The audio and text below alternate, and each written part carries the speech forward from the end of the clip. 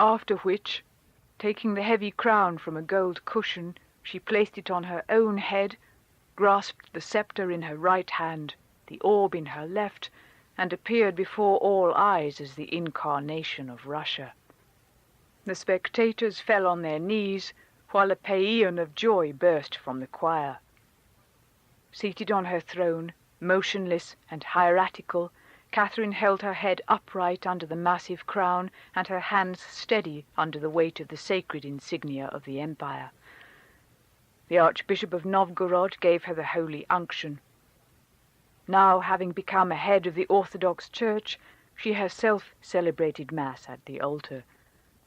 Did she remember at that moment her father's solemn entreaties never to renounce the Lutheran faith?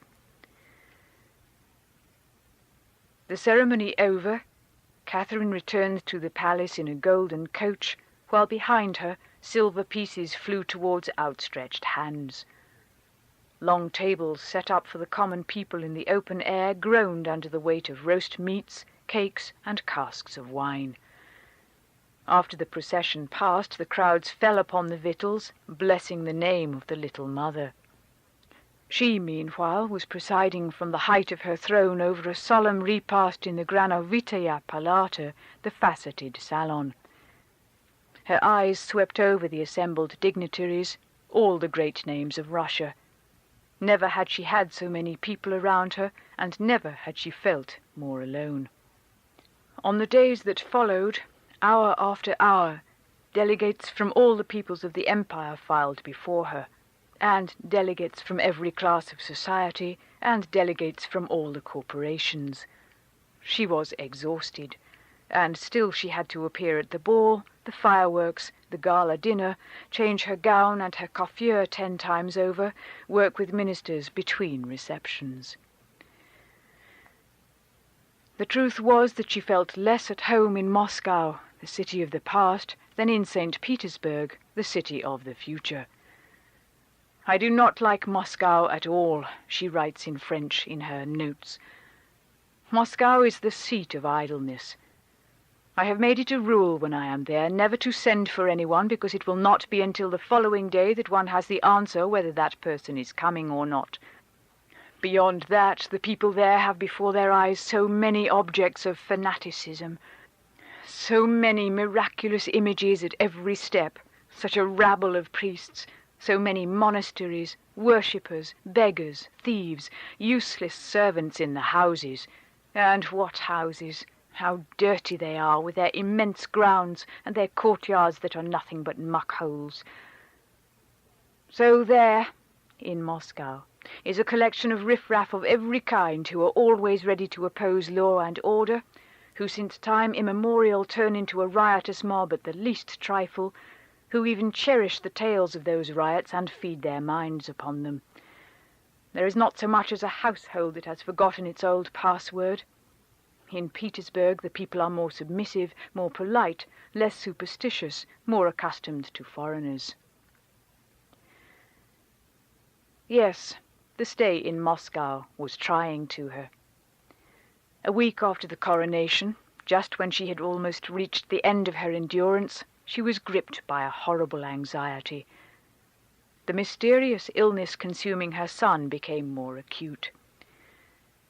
Cruz did not know what medicine to prescribe for the weakness and fever. Little Paul was visibly wasting away. Catherine, distracted, never left his bedside. She trembled both for the child's life and for her own future. News of the illness had quickly spread through the court. If the Grand Duke succumbed, the Empress would be held responsible for his death. After the husband, the son. Wasn't it logical? Normally, little Paul should have inherited the crown, and so, to avoid future complications, she had done away with him as well. A slow poison that left no trace. That was what people would say. That was what they were already saying. Tomorrow, those very subjects who prostrated themselves when she passed and blessed her with joyful cries would accuse her of being a murderess for the second time. The priests prayed around the bed. she promised them that she would found a hospital if God preserved her son. Was it the mother or the sovereign who made that pathetic vow? On the 8th day of the illness, a slight improvement could be seen. The child was saved. Catherine ordered that plans be drawn up immediately for a large, bright hospital to be named after Paul. Notwithstanding the child's recovery, the atmosphere around Catherine remained charged with electricity. While some reproached her for not having had her son crowned and contenting herself with the role of regent, others were bolder and talked of releasing poor Tsar Ivan VI from his dungeon where, it was said, he was living like a saint and a martyr. Thus, this prisoner, whose wretched memory had haunted the nights of Elizabeth and Peter, now haunted the nights of Catherine. After the coup d'etat, Catherine had had Ivan transferred to the fort of Kexholm. She had planned to incarcerate Peter in Schusselburg, and doubtless it seemed to her unseemly, not to say amoral, to lodge two deposed emperors in the same prison. Peter having been eliminated, there was no further reason why Ivan should not return to his former cell. Still, he remained another 2 months in Kexholm, and it was there that Catherine, moved by anxious curiosity, went to see him. She found herself facing a young man of 22 with a degenerate look, an ashen complexion, and haggard eyes. Proclaimed emperor at the age of 2 months, dethroned less than 2 years later by Elizabeth, he was a direct descendant of Ivan V, the imbecile, Peter the Great's older brother. His rights to the crown were undeniable, but since the age of 6 he had known only the bare walls of a cell. Who were his parents? Exactly where were they? Ivan had no idea. He did not know that his mother had died 16 years earlier, and that his father was imprisoned in another fortress. Note: his father was to die in 1776, still in exile, on the shores of the White Sea. To his guards, Ivan was the prisoner without a name, or else prisoner number 1. Barefoot, dressed in a dirty, torn sailor's uniform, he walked in circles around his casemate chamber with its barred windows and whitewashed panes, shouting from time to time that he was destined to ascend the throne. Confined in a bell jar, his mind had slowly atrophied. He had difficulty talking. While Catherine examined him coldly, he once again stammered out his mad claims. She left him after a few minutes. Outside of a painful and almost unintelligible stammering, he was bereft of reason and of human understanding, she wrote. This categorical judgment relieved her of any need for pity, but not of the need for alarm. Peter III had also had an interview with Ivan VI, and he too had found him mentally defective. That was no reason to overlook the threat posed by this pretender to the throne who had been relegated to the shadows. For the common people, he was a legendary prince, virtuous and unfortunate. They had already given him the affectionate nickname Ivanushka. In Russia, the people had always loved the feeble-minded, whose guilelessness, wretchedness, and simplicity placed them in direct contact with God. It would take only a spark for Ivanushka to prove more powerful in his cell than Catherine in her palace. Foreign courts were aware of this fact. 2 months after Catherine's accession, the French King Louis XV wrote to Baron de Breteuil, "The fate of Prince Ivan should be one of the subjects of your inquiry. It is much that he is alive. I do not know whether it is possible that with much tact and circumspection you might establish contact with him, and supposing it were practicable, whether it would not be dangerous for both you and him. It is thought that he has supporters. Try, without arousing suspicion, to discover the truth of the matter." Foreseeing trouble, the Empress gave orders that prisoner number 1 should be more closely watched, and that if he fell sick, he was not to be sent a doctor, only a confessor. Furthermore, if any person whatever tried to approach number 1 without an express order from the Tsarina, the guards were to kill the prisoner and let no man seize him alive. These instructions had already been given by Empress Elizabeth and repeated by Peter III. Very soon Catherine realized that she had good reason to be worried about Ivanushka. In October 1762, just after the celebrations in Moscow, at a time when she was still congratulating herself on the unanimous devotion of the army, she learned that 70 officers of the regiments of the Guard were plotting to re-establish Ivan VI on the throne. The ringleaders were a certain Peter Khrushchev and the 3 brothers Simon, Ivan, and Peter Guriev. Investigation revealed that they had indeed proclaimed before their comrades that Ivan VI was the legitimate sovereign, and maintained that, failing him, it was Grand Duke Paul who should have been crowned, not his mother. Catherine ordered the case investigated in the greatest secrecy, refused to have the conspirators tortured to wring further details from them, and limited the culprit's punishment to deportation to distant garrisons. Panin pointed out to her that so much indulgence, far from earning her the gratitude of possible accomplices, might encourage them to continue, and that her magnanimity might cost her her life. She replied laughingly that she trusted in her star. Then, insisting that her personal guard not accompany her, she drove alone through the most crowded streets of Moscow. The cheers she heard were a comfort to her, but the crowd was so fickle. The very ones who worshipped you today would curse you tomorrow without understanding exactly why they had changed camps. She had hardly finished with this absurd affair when another plot was discovered by the police. This time it related not to Ivan VI, but to Gregory Orloff. Rumors of a possible marriage between the Tsarina and her favorite had spread through the army, and a noble young officer by the name of Kitrovo had gathered together a few of his friends to kill the Orloff brothers, and thus put an end to their ambitious designs. Disturbances broke out in Moscow. The portrait of the Empress that had been suspended from an arch of triumph was torn down in full daylight. Among the conspirators were a few of the men who had assisted in Catherine's coup d'etat.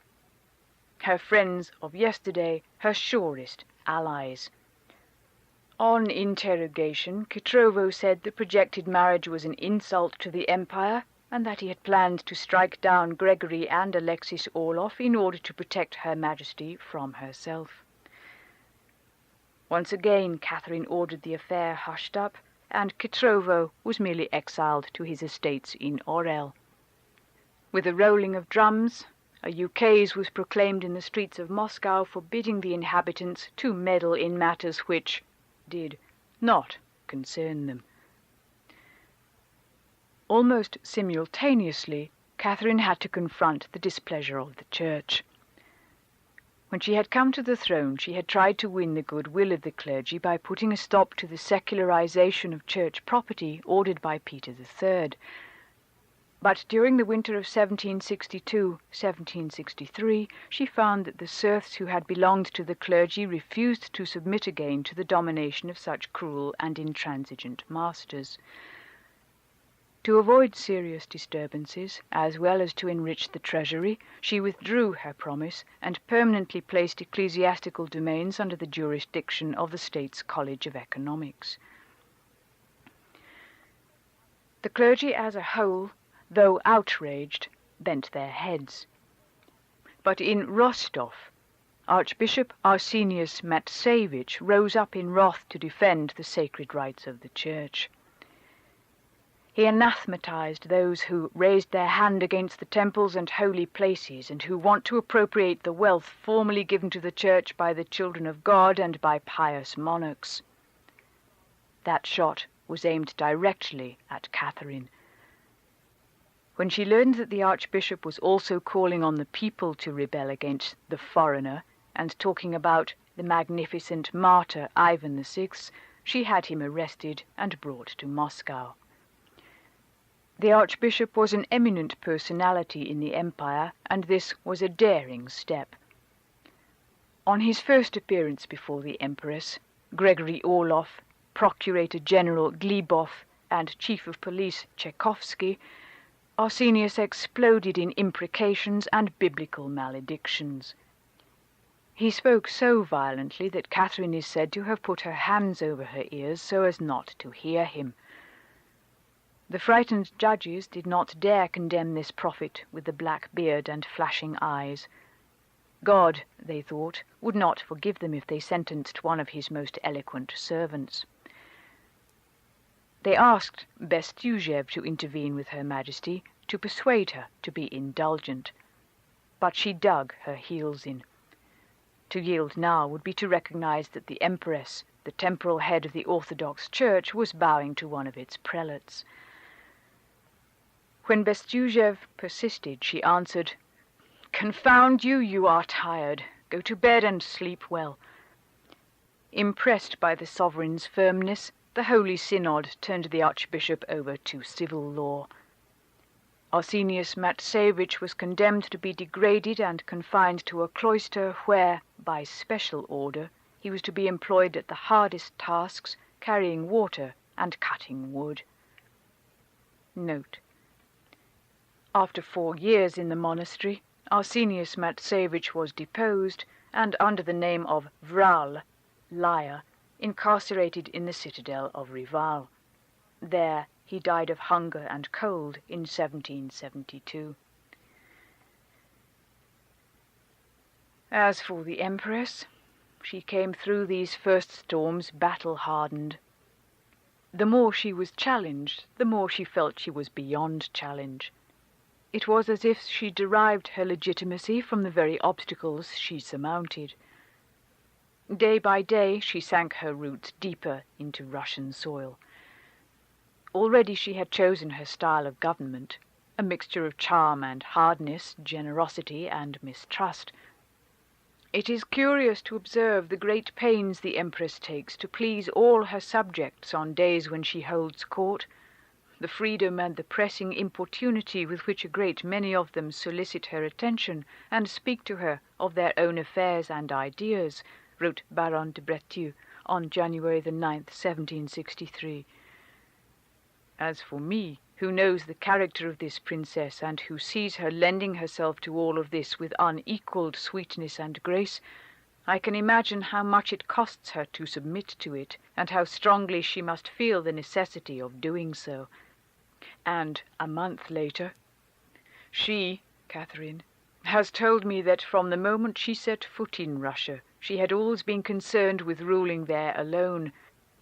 Yet she admitted to me that she was by no means happy, and that she had to manage people who were impossible to satisfy, that she was carefully seeking the way to make her subjects happy, but that she felt it would take them several years to become accustomed to her.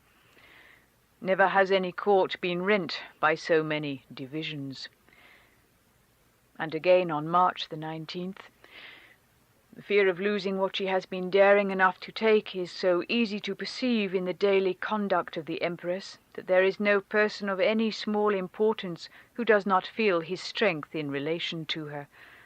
Her pride and arrogance now make themselves felt only in outward matters. With the passage of time, Catherine had grown stouter. Although of less than average height, she carried her head so high that some people thought her tall. An English observer, William Richardson, drew the following portrait of her. The Empress of Russia is taller than the middle size, very comely, gracefully formed, but inclined to grow corpulent, and of a fair complexion which, like every other female in this country, she endeavours to improve by the addition of rouge. She has a fine mouth and teeth, and blue eyes, expressive of scrutiny. Her features are in general regular and pleasing. Indeed, With regard to her appearance altogether, it would be doing her an injustice to say it was masculine, yet it would not be doing her justice to say it was entirely feminine. As for Favier, her French secretary, he describes her as follows. One cannot say that she is a beauty. Her waist is long and slender, but not at all supple. She has a noble carriage, an affected and ungraceful walk, a narrow chest, a long face, especially the chin, an eternal smile on her lips, a deep-set mouth, a slightly aquiline nose, small eyes, more pretty than plain, but not inspiring passion. If she did not eclipse all the other women at court by her beauty, Catherine easily outshone them by her broad culture and piquant conversation. The Earl of Buckinghamshire, the new ambassador from England, declared that in the realm of ideas there was a gulf between her and her compatriots.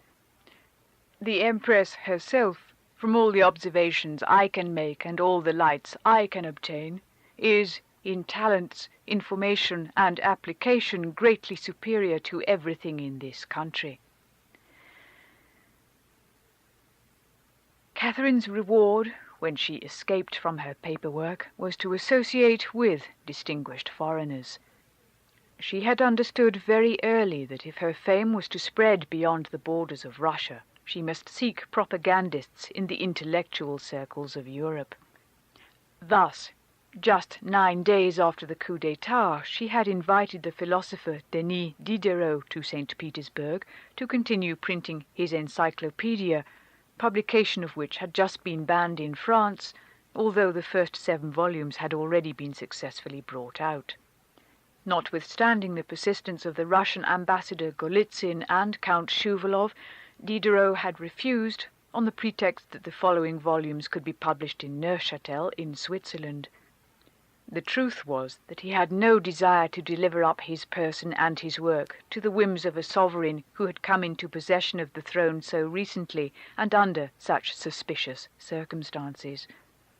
Similarly, Jeanne d'Alembert, to whom Catherine had proposed a salary of 20,000 roubles, a palace and the rank of ambassador if he would come to Russia to pursue his labours on the encyclopedia and teach science, literature, and philosophy to the Grand Duke, had respectfully declined the offer. To Voltaire he confided the real reason for his reluctance. Alluding to the manifesto that had attributed the death of Peter III to a hemorrhoidal colic, he wrote, "I too am subject to hemorrhoids. They are too serious in that country, Russia, and I want to have my rear end hurt in complete safety." Slighted by this double refusal, Catherine gave an all the more gracious welcome to a certain Monsieur Pictet of Geneva, who came on behalf of Voltaire. The old philosopher Epernay was Catherine's thinking instructor. Just before the coup d'etat, he had published the first 2 volumes of his History of Russia, which was a paean of praise to the genius of Peter the Great. Furthermore, he was said to be very interested in the appearance upon the political stage of this empress who protected the arts and wanted to have the encyclopedia printed in her country. When Monsieur Pictet, who was built like a giant, gave Catherine a poem dedicated to her by Voltaire, she was nearly overcome with emotion. Was it possible that the hand of the greatest writer of all time had brushed this paper, traced these regular lines? She read, and her heart fainted with happiness. "O God, who takest from me eyes and ears, return them to me, and I leave to-night. Happy the man who Catherine's discourse hears, who looks upon her marvels with delight.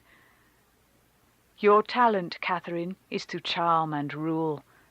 I find the first more touching, I admit.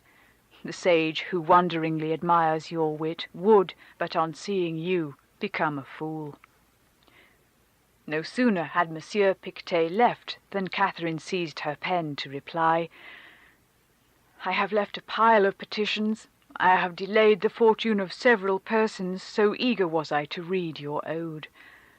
I am not even repentant. There are no causists in my empire, and I have not had cause to regret their absence until now. But, seeing that I needed to be brought back to my duty, I found that there was no better way than to yield to the whirlwind that has swept me up, and to take pen in hand to beg Monsieur de Voltaire, in all seriousness, not to praise me further until I have deserved it. Both his reputation and mine are at stake. He will say that I have only to make myself worthy of his praise, but in truth, in the immensity of Russia, a year is but a day, as are 1,000 years before the Lord. That is my excuse for not having yet done the good I should have done. Today, for the first time in my life, I regret that I do not write verses. I can answer yours only in prose, but I can assure you that since 1746, when I became mistress of my own time, I have been under the greatest obligation to you. Before that time I read only novels, but by chance your works fell into my hands. Since then I have never ceased to read them, and I have craved no other books unless they were as well written and instructive. But where are such to be found? This letter opened the way to a correspondence that was to last 15 years until the death of Voltaire. From the beginning, Catherine was aware that she had found in him the ideal person to sing her praises. In a few months, she was to become for him the incomparable, the most brilliant star of the North, the sovereign of my heart. He would take it upon himself to comment in extravagant terms on her most dubious decisions. He would declare to her that her poems and prose will never be surpassed, that he was a Catherinist, that he would die a Catherinist, that he laid at her feet his worship and idolatry, that she should consider him as the old Swiss, the old recluse, half French, half Swiss, the old man of the Alps, the old Russian of Ferney. Thanks to him, Catherine had, in the heart of Europe, a publicity agent whose adulatory phrases flew from one salon to another. In all sincerity, she wanted to be worthy of the praises he bestowed upon her, to govern firmly according to liberal ideas. Was it possible? When she left Moscow in June 1763, she was bubbling over with plans. Riding in the carriage with Ivan Betsky, president of the Commission of Gardens and Buildings, she studied plans for an asylum for foundlings, a school for midwives, an establishment for public health, and an institute for the education of daughters of the nobility. When her interlocutor expressed concern over the expense, she silenced him by saying that they would economize on other things. A few months later, the cornerstone of the Foundlings' Asylum was laid, the walls of the school for midwives were rising from the earth, the foundation was being dug for the Institute for Young Ladies of the Nobility, which was to become the famous Smolny Institute. At the same time, Catherine brought German colonists to Russia to cultivate the rich lands of the Ukraine and the Volga.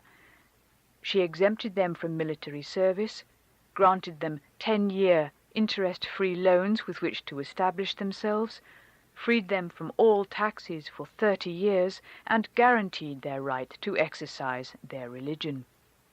Her expectation was that the presence on Russian soil of these colonies of honest, sober, industrious labourers from abroad would set an example for the mushik, who would improve his methods of farming and his way of life. She forgot both the force of inertia of a people with deeply ingrained habits and the serf's condition of subjection to his lord. Instead of admiring the German peasant established beside him, the Russian peasant merely envied or hated him. Catherine also called to Russia doctors, dentists, architects, engineers, artisans from the four corners of Europe.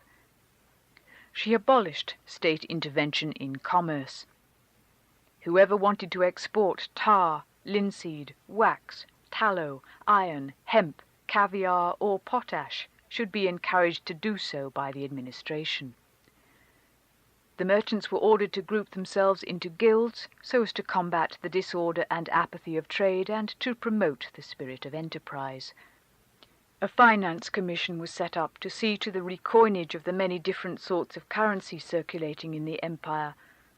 Another commission studied ways of eliminating corruption in business.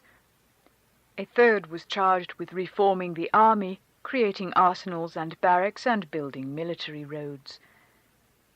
Catherine attended most of the meetings in person, took the floor, grew impatient, pressed the commissioners to speed up their work. There was so much to be done, so little time, and Russia was so vast. While reorganizing the country internally, she did not lose sight of currents in the Western world. In Poland, the life of Augustus III was only hanging by a thread. Stanislas Poniatowski was obediently waiting in the wings for the decisions of his empress. As a precautionary measure, she had massed 30,000 troops on the Polish border. 50,000 were waiting in reserve. But what would be the attitude of Berlin and Vienna, and of Versailles and London? She was aware that she was playing a difficult game against opponents who kept their cards hidden. Poland was a chaotic, primitive country dominated by a haughty nobility. A few families of grandees ruled over a peasantry that was legally free, but in fact so wretched that it was more like a community of slaves. The Catholic Church spread its influence everywhere. This singular people was governed by a diet that elected a king. The diet enjoyed the liberum veto, a single negative vote sufficing to annul any decision. But should a party that had lost a vote wish to impose its will nevertheless, it would form a confederation with a private militia of its members. If the confederation was strong enough, it would eventually triumph over the legal opposition. Thus, the rivalry among great Polish families maintained a climate of anarchy in the country, which Catherine judged propitious. Frederick II had recently let her know that he would leave her free to support her own candidate for the Polish throne on condition that this did not provoke a new war. She answered him, "I will make a king as quietly as possible." And in the shadows she went on buying alliances and consciences among the most powerful Polish dignitaries. One evening, while she was chatting nonchalantly in a circle of intimate friends, Gregory Orloff drew near her and whispered in her ear an arresting piece of news. A courier had just arrived. The King of Poland had died in Dresden. She dismissed her guests and withdrew to her study to reflect. During the night, she received a second courier from Berlin. Frederick II was worried and asked the Empress what she expected to do. Push Stanislas Poniatowski, of course. In love with Catherine, he would be a docile sovereign, if only France and Austria did not intervene militarily. In a fever of excitement, Catherine awaited the reaction of the opposite camp. But Versailles hesitated, despite Breteux's reports on the unbridled ambition of the Empress, and Vienna was intimidated by the concentration of Russian troops. Very quickly, Catherine realized that she had bluffed her opponents by feigning extreme determination. Perfect. Promptly she swept up all bets on the gaming table. Stanislas Poniatowski was elected King of Poland by the Polish Diet on August 26, 1764, under the name of Stanislas Augustus. At once he had to agree to an alliance with Russia against Turkey, a straightening of borders in favor of Russia, and the admission of Orthodox Christians to all public functions. It was the end of independence for that proud nation. Chained to Russia, Poland was ready for partition. It was the first international success for Catherine. She was travelling across Kurland, still doubtful of her Polish victory, when she learned another piece of news so grave that she lay awake over it part of the night. She was in Riga, and the day had been full of festivities. Next morning she did not appear in public, called off the final celebrations, and hastened her departure. As soon as she arrived at Tsarskoye Selo, she summoned Panin and questioned him. Was it possible that Ivan VI had been assassinated? What exactly had happened at Schusselburg? Who was this Basil Mirovitch, whom she had never heard of before? Panin placed before her the first facts that had been uncovered by the investigation. According to the preliminary report, Basil Mirovitch was a 24-year-old lieutenant, in debt, without resources, ambitious, a gambler and a brawler.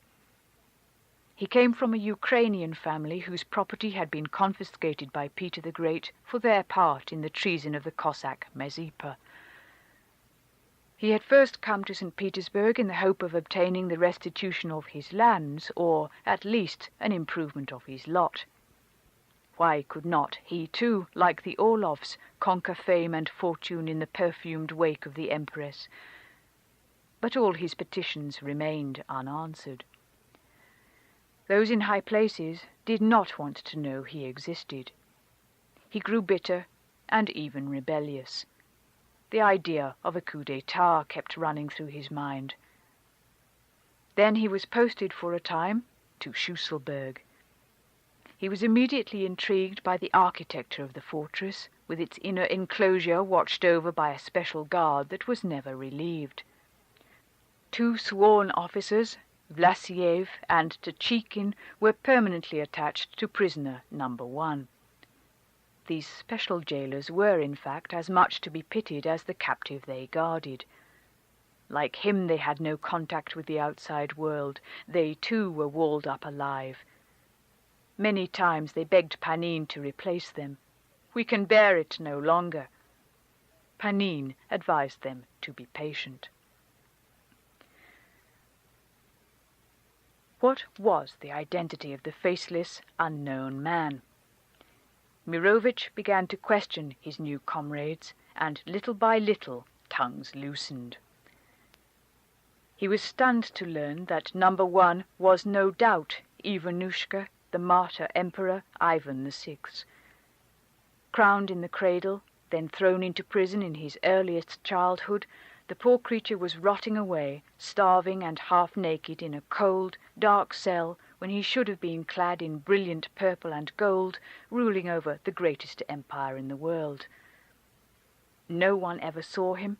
All that was known was that he was 23 years old, had a red beard, was very thin and very miserable, that his mind had suffered, that he stammered, that he had learned to read from prayer books, that he sometimes argued with his 2 personal guards who mocked him and despised him, that sometimes, exasperated by their sarcasms, he would swear at them and hurl his tin drinking cup at their heads, shouting that he was the emperor. However, he never even asked to see the light of the sun. The preceding summer, when he was transferred to Kexholm on Catherine's orders, his head had been covered with a bag. In reality, he could not imagine any other universe than this pit of stone, this window with the close-set bars and panes smudged with chalk, this dented mess kit, and these hateful guards. Space, fresh air, the wind, games, love, a ride through the forest, the laughter of a friend were things he could not even dream of. As far back as he could remember, there was nothing but solitude, ugliness, and brutality. These thoughts obsessed Mirovitch during his long nights on guard at Schusselburg. At first, he was motivated only by self-interest. If his coup d'etat were successful, he would become another Gregory Orloff. Then, gradually, he persuaded himself that God had charged him with a sacred mission. In his exaltation, he confided his plan to one of his comrades, Apollo Uzhakov. Together, they would rouse the garrison of the fortress, deliver Ivanushka and have him proclaimed emperor. Sure of the result, they swore an oath in church and drew up a manifesto justifying their action. The moment was well chosen, since the Tsarina was preparing to make a journey through Kurland. But Yuzhakov drowned accidentally on the day before the one chosen for the assault. That is, unless he had committed suicide. Mirovich decided to act alone. He could count on the support of the soldiers of Schusselburg, he thought, most of whom had a kind of mystical affection for prisoner number 1. During the night of July 4th, 5th, 1764, while on guard at the fortress, he harangued his men, ordered them to liberate the true emperor, had the muskets loaded and a small cannon brought up. Alerted by the noise, the commandant of Schusselburg appeared in his dressing gown. Mirovich knocked him down with the butt of his musket, shouting, "Why are you holding our emperor prisoner?" and rushed towards the casemate where the permanent guard was stationed. Shots were fired from both sides. Seeing the cannon trained on them, the permanent guard threw down its arms. The path was open.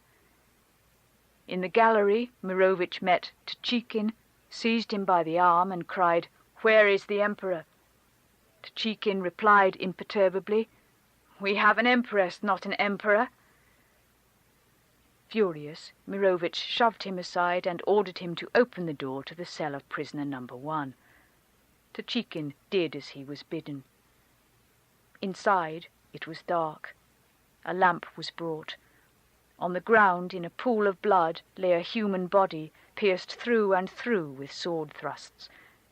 The Emperor Ivan VI, assassinated. He stirred feebly, uttering a death rattle. In despair, Mirovich threw himself upon him, embraced him, and kissed his hands and feet, sobbing. There was a spasm more violent than the others. It was over. Ivan VI was no longer. Vlasiev and Tchikin kept back, silent and numb. On hearing shots, they had executed the order given by Elizabeth, confirmed by Peter III, and renewed by Catherine II. Do not deliver up prisoner number 1 alive. In any event, Mirovich did not seem angry with the murderers. He paid them no attention. The corpse was placed on a bed and carried into the courtyard. In front of the assembled soldiers, Mirovich ordered that the call to arms be sounded and gave His Majesty military honors. Then he said, "See, brothers, your Emperor Ivan Antonovich. Now we are plunged into misfortune. It is I especially who will suffer. You are innocent. You did not know what I was trying to do. I must assume all responsibility for you and accept all punishment for myself." When she learned the details of the execution, Catherine felt a mixture of relief and embarrassment. "The ways of God are wonderful and unpredictable," she said later to Panin. "Providence has clearly shown me its favor by bringing this affair to a successful conclusion." Naturally, to an enlightened head, even one that wore a crown, the massacre of an innocent was always a reprehensible act. Nevertheless, thought Catherine, there were circumstances in which reason must dominate morality. The order to strike down the prisoner in case of an attempted abduction was logical, since his liberation would have constituted a danger to the throne. This madman of a Mirovich had precipitated events and cleared the ground. Thanks to him and the 2 guards who had followed imperial orders so well, Catherine breathed more freely. To be sure, she would again be held responsible for a death that served her interests, but she was not directly implicated in the assassination. She could even deplore it publicly. Thus, the advantages of this affair far outweighed the disadvantages. Of course, there could be no question of Catherine's protecting Mirovich from the machinery of justice, as she had earlier protected the Orloff brothers. To show such indulgence again would be interpreted as an admission of complicity.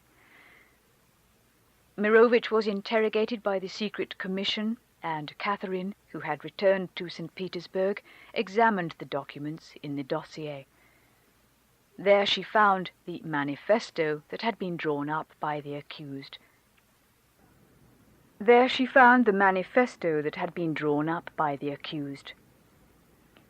This document, incredibly violent in tone, accused her of being a mere usurper, of having poisoned her husband, of having formed a liaison, because of the weakness of her nature, with an unscrupulous officer, Gregory Orloff, and of even thinking of marrying him. To Catherine, these reproaches came as no surprise. She guessed that a great many of her subjects felt the same way. Reluctantly, she accepted the burden of unpopularity. She would find a way to turn it around on the occasion of some celebration. Mirovich was condemned to death. The sentence surprised neither the people nor the court. But there was astonishment that the role of the principal accomplice, Uzhakov, had not even been defined in the course of the investigation. It was suspected that Uzhakov was an agent of Catherine's, that he had been paid to incite Mirovich to his senseless act, and that he had feigned suicide so as to disappear before the uprising.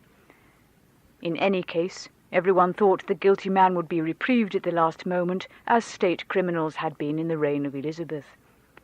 Had not Osterman learned of the Empress's clemency when his head was already on the block? Mirovich may have been encouraged by the memory of that precedent. He mounted the scaffold with the calm assurance of a mystic. Massed in the square, the crowd waited in religious silence for the arrival of Her Majesty's messenger, bearing an order for commutation of the sentence. No messenger. The executioner raised his axe. At the moment the blade fell on the condemned man's neck, a gasp of horror escaped from every breast. According to one witness, the poet de Charvin, it seemed that the whole square was shaken by it. The parapets of a bridge collapsed under the pressure of the multitude. The body of the executed criminal was burned so that he might never come to life again. A few soldiers who had followed the lieutenant in his rebellion were sentenced to run the gauntlet from 3 to 10 times between rows of 1,000 of their strongest comrades. Catherine had not pardoned. From that day forth, there were many to whom she was no longer the merciful little mother. Vlasiev and Tchikin were rewarded for their loyalty and zeal. In an official report, visibly inspired by the Empress, they confirmed that prisoner number 1 was mentally retarded, incapable of putting one idea after another, a degenerate whose death should sadden no one.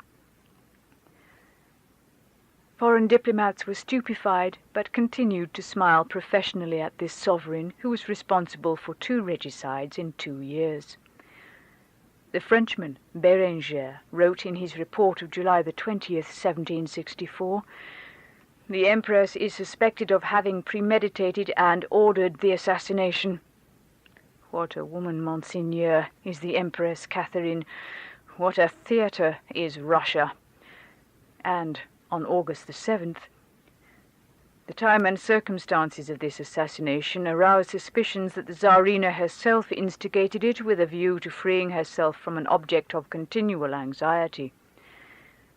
On the same day, Count Saken, the ambassador of Saxony, wrote to his government, "The people imagine that this play was acted out only in order to get rid of Prince Ivan decently." In response to the wave of suspicion that was mounting in the country and beyond its borders, on August the 17th, Catherine issued a justificatory manifesto. This document stated that Ivan, an illegitimate pretender, had been from earliest childhood bereft of reason and of human understanding, that Mirovich had wanted to climb to the top by taking advantage of a bloody uprising of the people, and that the guards, Vlasiev and Tchikin, had acted to safeguard public tranquility. The manifesto convinced no one. When the Russians are free to speak confidentially, wrote Sakin, they pick apart the content and language of the manifesto without mincing words.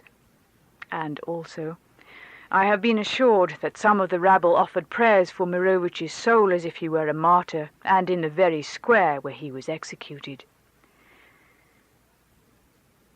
Madame Geoffrine declared to King Stanislas, I think the manifestos she, Catherine, has issued on the death of Ivan are ridiculous.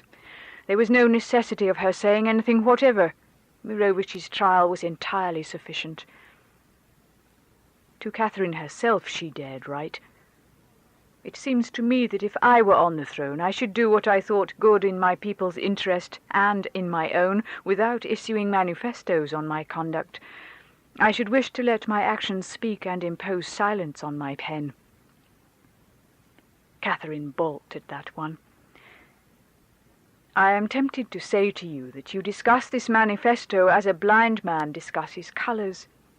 It was never composed for foreign powers, but to inform the Russian public of Ivan's death. It was necessary to say how he had died. To have failed to do so would have been to confirm the malicious rumours spread by the ministers of courts, which envy me and bear me ill will. In your country people find fault with this manifesto. In your country they have also found fault with the good Lord, and here people sometimes find fault with the French.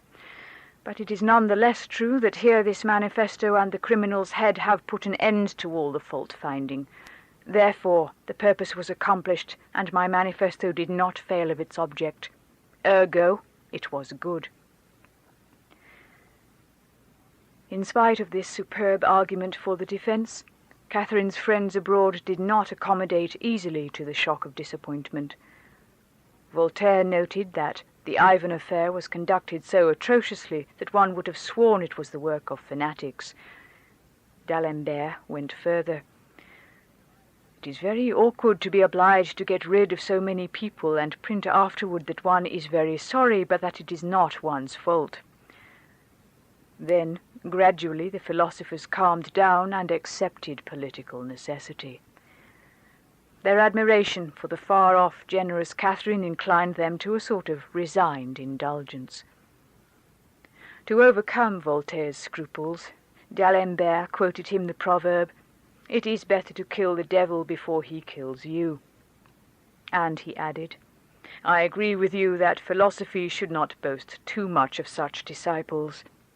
But what is one to do? We must needs love our friends with all their faults." Voltaire wanted nothing better than to be convinced and to forget these trifles.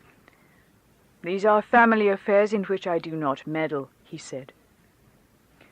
Informed of the sage of Ferney's sentiments, Horace Walpole wrote to Madame de Geffrand, "I am horrified by Voltaire and his Catherine, and the Duchess de Choiseul. So now there she is, Catherine, as white as snow, the beloved of her subjects, the glory of her empire, the admiration of the universe, the wonder of wonders."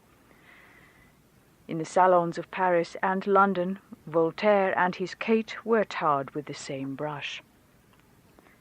Far away in her palace, Catherine kept a watch on these currents and evaluated their importance. The storm would soon die down, she was sure. A true sovereign must be able to look beyond the tossing waves to the horizon line. To Panine, who was complaining about all the ill-will toward Her Majesty, she replied, "So long as it is only directed at me, I am indifferent to all their talk. I only grow hot when the honor of Russia is at stake." The two chief rivals having been disposed of, there remained a third, Catherine's own son, Grand Duke Paul, the heir to the throne. In the absence of Peter III and Ivan VI, both assassinated, would it not be in this 10-year-old child that the Tsarina's enemies would place their hopes? Of course, it was out of the question for her to do away with him, too. She loved him in her own way, and was sincerely alarmed at his least indisposition. But she was a mother second and an empress first. The exercise of power was her reason for being. As long as she lived, No one else must rule Russia. Paul must grow up in her shadow, an educated but docile child, a possible successor, not a disguised rival. In spite of the overwhelming amount of work, she found time to spend a few minutes with him every day in his room, took an interest in his games, supervised his reading, tried to win his affection. Not an easy task, for the boy was nervous, sickly, eccentric, had a violent temper, and was subject to convulsions. He was jealous of Gregory Orloff and told his mother so. She reasoned with him. He suffered secretly from his ugliness. His face, which only a few years earlier had been fresh and charming with his little upturned nose and blonde hair, had become a frightful mask with flat nostrils and a thick mouth. Would he grow up to be like Peter III, even though he was not his son?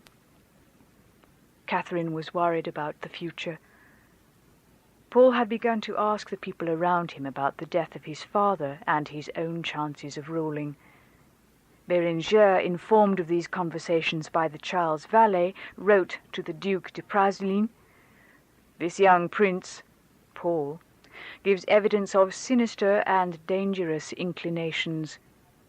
It is known that his mother has no love for him, and that since she came to the throne, without regard for propriety, she has withheld all the signs of affection which she formerly lavished upon him.